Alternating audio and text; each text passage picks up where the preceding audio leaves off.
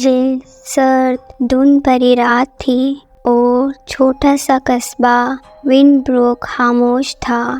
گلیاں خالی تھیں سوائے ایک پراسرار آدمی کے جو تنہا چل رہا تھا۔ اس نے ایک لمبا سیاہ کوٹ پہن رکھا تھا اور اس کا چہرہ ایک چوڑی ٹوپی سے چھپا ہوا تھا۔ کوئی نہیں جانتا تھا کہ وہ کون تھا۔ لوگ اپنی کھڑکیوں سے جھانکتے مگر جلدی سے پردے بند کر لیتے۔ وہ آدمی عجیب لگ رہا تھا اور اس کے بارے میں کچھ غلط سا محسوس ہو رہا تھا۔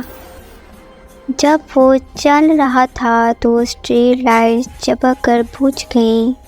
کتے جو پہلے خاموش تھے زور زور سے بھونکنے لگے جیسے انہیں کچھ محسوس ہوا ہو، لیکن آدمی نے رک کر ادھر ادھر نہیں دیکھا۔ وہ مضبوط قدموں کے ساتھ ایک پرانے ویران گھر کی طرف جا رہا تھا جو قصبے کے کنارے پر تھا۔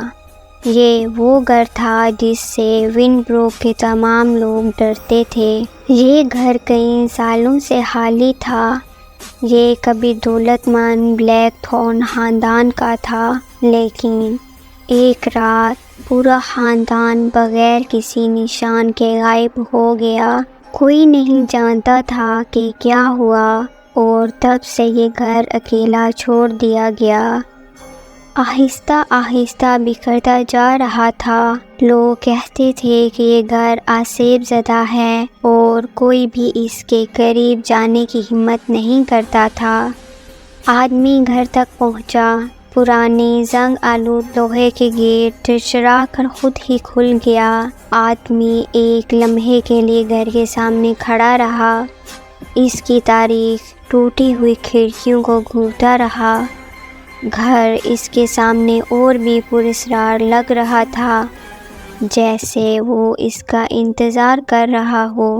وہ گیٹ سے اندر داخل ہوا اور بڑے ہوئے پودوں والی پگڈنڈی سے گزرتے ہوئے دروازے تک پہنچا۔ وہ دروازہ جو برسوں سے بند تھا آہستہ آہستہ ایک زوردار چڑچڑاہٹ کے ساتھ کھل گیا۔ آدمی نے بغیر کسی ہچکچاہٹ کے اندر قدم رکھا اور تاریکی میں غائب ہو گیا۔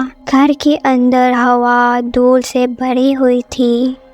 فرنیچر پرانے تھے اور سفید چادروں سے ڈھکے ہوئے تھے۔ مکڑیوں کے جال ہر کونے میں لٹکے ہوئے تھے۔ فرش کے تختے اس کے قدموں کے نیچے چرچرانے لگے جب وہ کمروں سے گزرتا تھا اور اس کے قدموں کی آواز ہی اس خاموش گھر میں گونج رہی تھی۔ آدمی آہستہ آہستہ چل رہا تھا، جیسے اسے معلوم تھا کہ وہ کہاں جا رہا ہے۔ وہ ہال میں ایک بڑے پرانے آئینے کے سامنے رک گیا۔ آئینہ ٹوٹا ہوا تھا، لیکن اس میں کوئی عجیب چیز منعکس ہو رہی تھی۔ آدمی نے عکس کی طرف دیکھا، لیکن اپنی شکل کی بجائے ایک نوجوان عورت کا چہرہ اسے گھور رہا تھا۔ اس کی آنکھیں خوف سے بھری ہوئی تھیں اور وہ آئینے کے اندر قید معلوم ہو رہی تھی۔ آدمی نے اپنے ہاتھ شیشے کی طرف بڑھائے اور جیسے ہی اس نے ایسا کیا، عورت کے ہونٹ حرکت کرنے لگے، لیکن کوئی آواز نہ نکلی۔ آدمی نے زیر لب کچھ کہا اور ارد گرد کی ہوا میں ایک عجیب سی تبدیلی محسوس ہوئی، جیسے گھر سن رہا ہو۔ اچانک دیواریں لرزنے لگیں، چھت سے دھول گرنے لگی اور لائٹیں چپکنے لگیں۔ آدمی نے کوئی توجہ نہ دی۔ وہ ساکت کھڑا رہا۔ اس کا ہاتھ آئینے پر تھا۔ وہ آئینے کے اندر موجود عورت کو دیکھ رہا تھا۔ پھر ایک زوردار دھماکے کے ساتھ آئینہ ٹوٹ کر فرش پر بکھر گیا۔ کچھ دیر کے لیے خاموشی چھا گئی۔ پھر ٹوٹے ہوئے آئینے کے ٹکڑوں سے ایک عجیب چمکتی ہوئی دھند اٹھنے لگی۔ धुंध आदमी के इर्द गिर्द घूमने लगी और हवा और फिर सर्द हो गई। इसका चेहरा पुरसुकून रहा, जैसे इसे ये सब पहले से मालूम हो।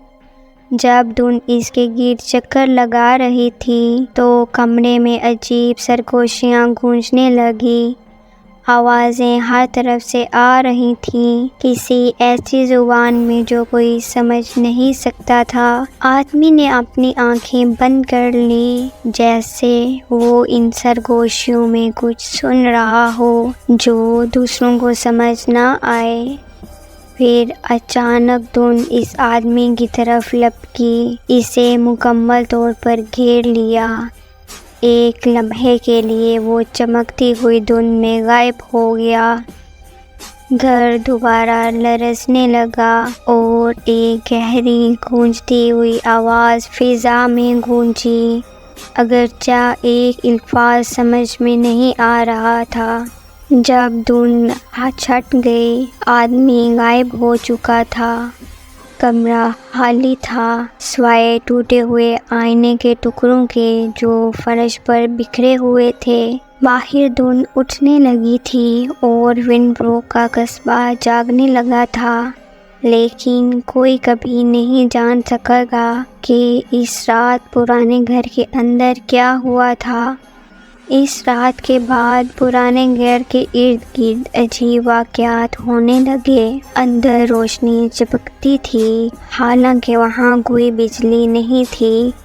लोग दावा करते कि इन्हें हाली हालों में कदमों की आवाज़ें सुनाई देती हैं और हवा में सरगोशियाँ गूंजती हैं। वो घर जो कभी बुला दिया गया था दोबारा रासों से भरा हुआ दिखाई देने लगा।